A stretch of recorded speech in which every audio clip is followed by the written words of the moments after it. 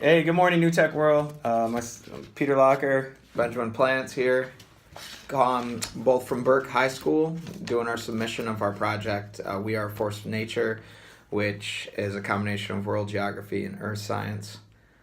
The project started off with most of our students were Title I school. Our students live in a housing community right actually close to campus, and every time there's a hurricane or some serious weather, it's generally our students and the surrounding neighborhoods that don't evacuate or are forced to stay in their housing because of a multitude of reasons, and that's where it floods the worst and they're most prone to hurricanes. So our project was to bring hurricane awareness to the community and to those communities to put an end to their complacency and make them understand how important it is to evacuate. And to do that, we wanted to educate our students so that they would be a great force in the neighborhood.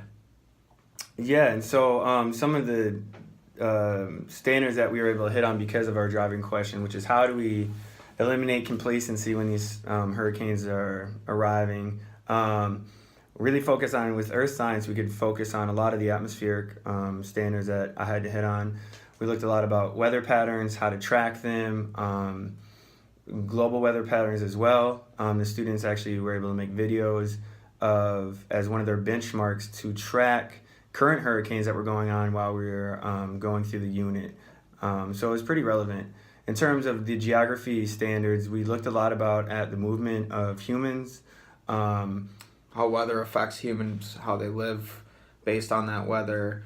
We also did a lot of looking at maps as far as the flooding of Charleston. So that's how students were able to start to read maps and look at other evacuation routes throughout the area and throughout the world. We touched on a bunch of other standards through a few other benchmarks as well. To start off the project, we got in touch with the local government, the mayor, his chief chief resiliency officer, Shannon Scaff. We also reached out to the United States Coast Guard, the Citadel, and the College of Charleston. Those were all our community partners, and we were also able to reach out to NOAA in the long run, which fulfilled our final benchmark that we'll tell you about in a minute. But our entry event, which we called our call to action, was we actually had the U.S. Coast Guard land a helicopter on our soccer field for the entire ninth grade to see. They did a mock rescue where they lowered someone down on a cable, and then they actually landed the helicopter. They got out and they were able to speak to all the students, and they asked the students for their help in this project to stop the complacency in Charleston and to bring awareness of hurricanes and flooding and weather. And that's how we started off and kicked off the whole project. So diving a little bit deeper into the activities and benchmarks of the project, it obviously started with the hurricane landing, and then we went into really diving into the study of hurricanes and the patterns of hurricanes, where the students were asked to create infographics on hurricanes and severity of them. They could choose, a wide breadth of some of the content, whether they wanted to talk about the category of hurricanes, whether they want to talk about what does that mean in terms of wind speed and things like that. So the students first completed infographics on that. As we moved forward with the projects, the students then went further into the science and geography aspect, and they were asked to track current and past hurricanes, and then really analyze what makes a hurricane damage. It doesn't necessarily mean that it's a big hurricane. It really matters on where it hits. Further on, then the kids developed the videos for complacency that we're going to go out to the public, and then finally, because of the whole body of work of the whole project, the students in our classroom and actually all of our ninth graders were able to get, and then the students were able to take all their work they had done for the project and we submitted to NOAA, and everything that they had done and put together went off to NOAA. NOAA looked at it and we were able to be deemed and certified Weather Ready Nation ambassadors. I say we, but our students were. So that was really cool. That culminated in a little bit of a celebration that we have for the students. It was nice for our students to say that they were one of 50 schools in the United States that actually can say that they're weather readiness ambassadors. A big helping to getting that was our students created mock newscasts that displayed their knowledge of tracking a fake hurricane or a past hurricane. And this whole project actually fell together during Charleston's hurricane season, which in the middle of the project we had a week off of school because of a hurricane that put everything kind of in perspective for the students. So in between these benchmarks, these major benchmarks, the students were required to do a lot of skill development, and they were really challenged to meet their daily learning outcomes.